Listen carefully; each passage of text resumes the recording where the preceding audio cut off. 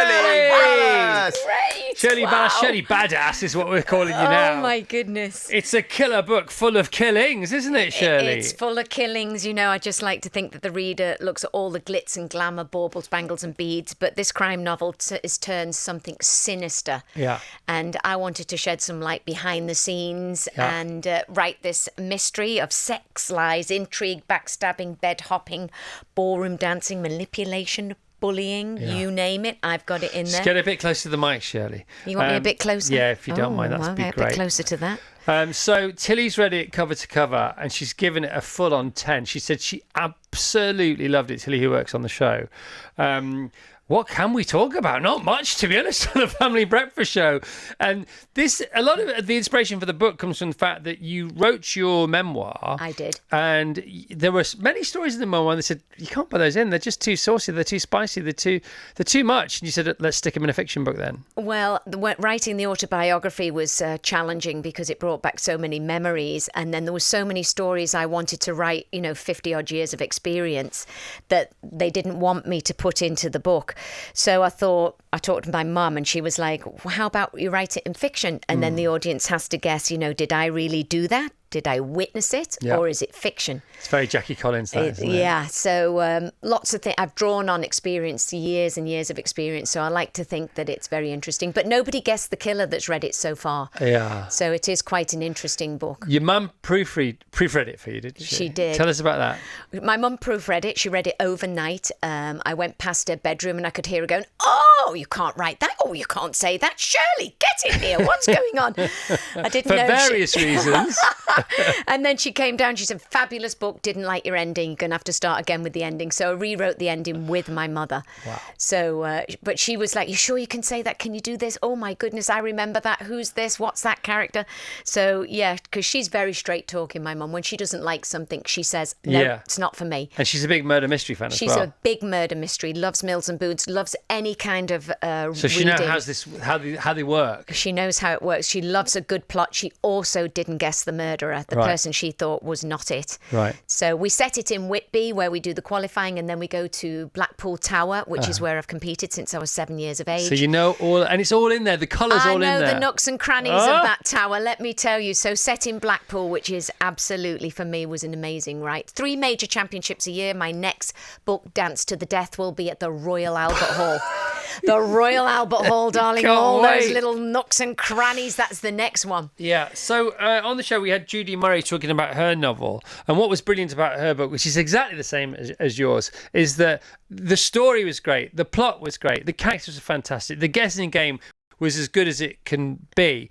But there was all this inside skinny of the tennis world that just made it completely captivating and engaging and unputdownable. And it's the same with you in this. Well, it is, because people love boring. I don't want you to think it's going to be, it's a bit of ballroom dance, a bit boring. Let me tell you, it's for men and women. Yeah. So, and anybody actually who wants to read it, so it's very, very deep. Yeah, because it's fun too. What we see is, in lots of show business or lots of performative platforms, the creative arts, you see the finished product, the polished product, but it's chaos behind the scenes, isn't it? And lots of other things too. Well, when I got my writer, Sheila Crichton, who's become an amazing friend, the first couple of days that we sat down and I started sharing the stories, her jaw dropped to her feet. She goes, "I'm not going to write anything if you don't mind.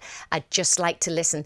"That couldn't have happened, Shirley." "Oh, yes, it did." Blah, blah, blah. And she brought it to life for me. Yeah. So I had an incredible journey with her, even though it was a bit of a pain in the bum, because I wanted it to be very specific about a look behind the industry walls. And what's great is that you get this sort of team of 3 that go and start to investigate, and 2 of them go undercover because they suspect the next murder is going to happen at Blackpool. We can say this, can't we? And so they go undercover by entering the tournament. There you go. So I'm Lily, I'll give you that. And then Susie Cooper is the lady that helps me solve the crime. She was a dancer. She came out of the industry for various reasons that you'll read. I coax her to come back in to help me solve the murders, because there's not just one murder.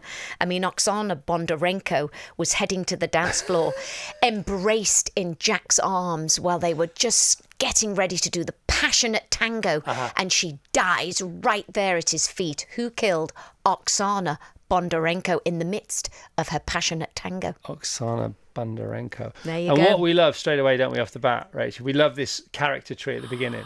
I love it when you get a book and you open it up and there's either like a map or a family tree or a guide to all the characters, because I love it when there's loads of people involved, but I like to read all about them and sort of imagine them before I even delve into the first chapter.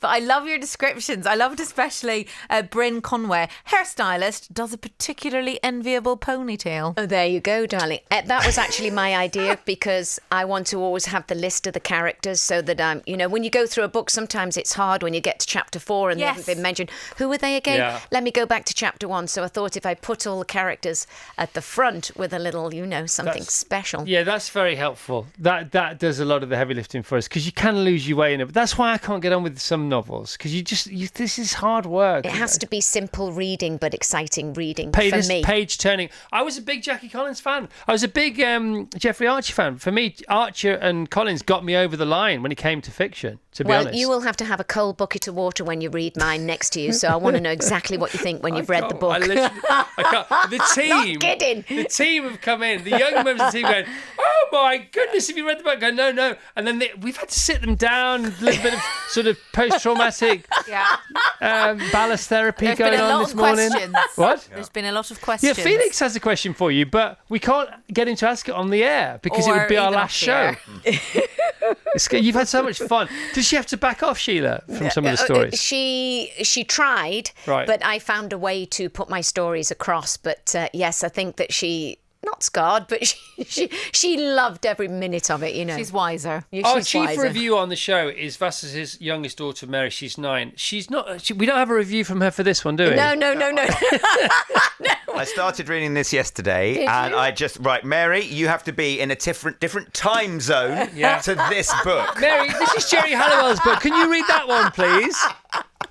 Well, Yes, I would recommend a certain age limit on there for sure. Because we do have two very famous ladies who aren't necessarily yet, Jerry definitely maybe overnight, renowned for being authors as opposed to what we are used to them talking about and doing.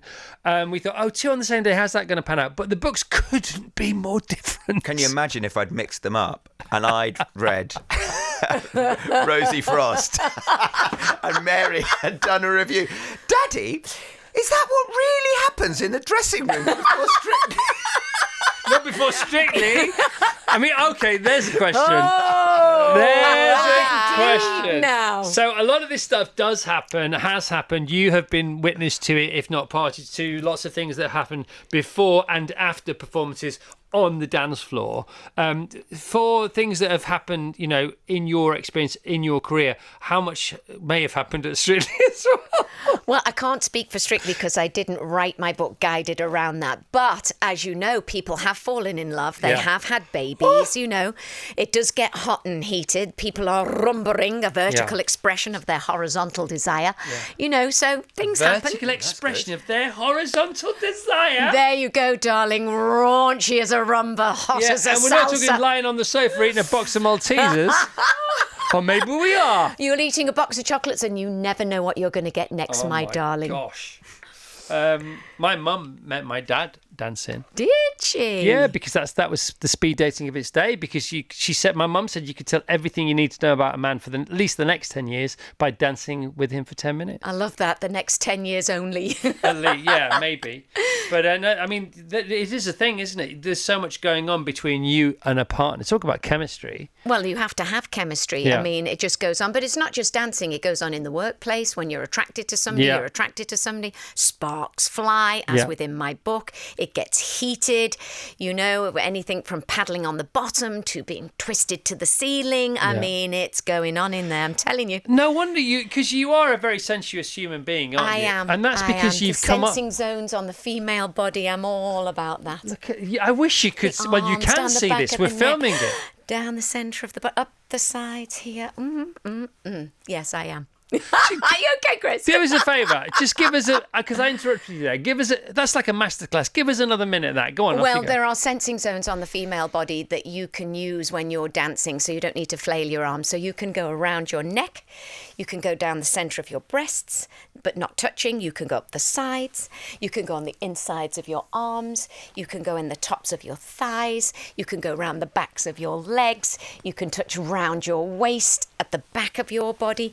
Yes, they're all the sensing zones that you can use on the female body for dancing. And that's all we have time for today. How many fire extinguishers are there on the 17th floor? Yes, darling, there you go. Oh, I mean, it's funny, isn't it? Because Drive to Survive, the Formula One documentary, a lot of people who didn't like Formula One watched that and then got into the races themselves. I wonder how many people who aren't into ballroom dancing are going to read this and thinking, right, where's my nearest class? If this is all going on, I need to be part of this. I need to dip my toe in this pool. International dancing, the Latin dancing particularly, there's so many zones on the body that you can work with when you're dancing that give off this beautiful spark of life, So I've put a lot of that in the book as well, just from personal experience. It's so important though, isn't it? Because nowadays they say, we overwhelm the mind and we underwhelm the body. And it really should be the other way around. Yes, because there's so much more of the body to us than there is the mind. But the mind seems to take control and take charge, especially when it's not wanted, which is most of the time. You've lived in the physical more than you've lived in the mental, and you are testament to that. You're always sparkly-eyed, Shirley, but I've got to say today you're taking it to a different level. Do you feel celebratory? I do. I was very, very excited to be able to do this. I didn't want, when people ask you to write a book, although this was my idea to write this one, I didn't want just write it and pen it and then it's out there. No, I didn't care. I wanted to take my time on this, and I wanted to put as much of myself, my mind and my body that it's been through for 55 years and all the stories, and I wanted to try to put this in this novel so that people could just sit down and say, oh my Lord, she didn't really take part in that, did she? Oh mother, read this. So I wanted that kind of a novel. It's so funny as well, isn't it? Because you talk about the characters in the lovely character tree at the beginning of the book, and you give us a little sort of 12 words on each one, and it sort of sums up each one from a headline point of view. And obviously Anton, he's written a couple of these kind of books. His books are completely different and are completely representative of his character. So it's all fancy and it's all song and dance, darling. Well, Anton de Beck I've known over 35 years, dear friend of mine, but he is a soft character and he's fluffy, and his writing is absolutely spectacular. And mine, darling, is from the Latin world, which is far more raunchy, far more sensual, far more about what's going on behind the scenes. So, yes, written in my experience. So if his book was a style, it would be the way he dances. Yes. So which would be his preferred? Classy, classic, just beautiful. What is his preferred genre of dancing? Ballroom dancing. Ballroom dancing, and yours would be Latin. Even though every Saturday I'm getting him up now to either do a bump spin or a little bit of samba, or, I jumped into his arms this week because Goofy didn't let go of my hand and I was late, and he shouted, run! And then I ran and he said, jump! So I jumped and I just landed in his arms. So we're just completely different styles. I love everything that's just on the edge. Yeah. So Bake Off, obviously another stalwart of British TV telly and love telly, a national treasure of telly. I remember the first Bake Off, it seems like a week ago. I thought this would be good for 6 weeks, but obviously they can't take it further. It's just baking. How wrong was I? However, it had, like everything, it needed a bit of reinvention. And people are saying Alison Hammond's come along, breath of fresh air, just what the show needed. Show's awesome. Strictly has never really had an off year, which is, again, testament to, I don't know, everything about it, the team. This year it seems to have a bit more zest and a bit more zip this year. Well, the ratings have gone up this year. The ratings have gone up. But it didn't feel like they had gone down, but it didn't feel like it lost any of its shine before or its sheen. But they are back up this year for one reason or another. And also, you're saying, as of this week, there's only going to be disappointed customers because everybody's good and somebody who they like is almost definitely going to go out each week. I'm just asking people to vote. Help me, all those millions of viewers that sit in their armchair. Of course, from this week, as of last week, everybody's been good that we've sent home, but particularly from this week, somebody's favourite is going to go home. Right. And if the panel don't agree, it's going to be down to me. So if they end up in the bottom two, I'm going to have that last say. And it's not a pretty place to be in. No. But they are all very, very competitive this year. That I can share with you. Right. No one's wanting to go home. Everyone always wants to make it to Blackpool. But they say doing a cask, the magic is in the mix. And I think the BBC got the mix right. Right. So the match partnerships, the mix of celebrities with professionals is off the chart. And I think no matter who you think is going to win, they may not, because the leaderboard is changing all the time. It's and a bit that's like your how book, it's going to be. isn't it? Yes, No matter who darling. you think's Just done when you it. feel a little comfortable, you better get another glass of whiskey. Who done it? Who danced it? Who did it? Well, Who took part in it. Who wants it? You say how competitive it is. I mean, that's the thing. The murders are mounting in Murder on the Dance Floor, but the dancers don't seem to care that they're in mortal danger. They just want to win. They will try to win in my industry at any cost. That is just the way it is. People want to get to the very top. They don't know. They don't care if they sell their soul. So it's that's just the world of competitive ballroom dancing. Go big or go home. That's right. Anything else, Rachel?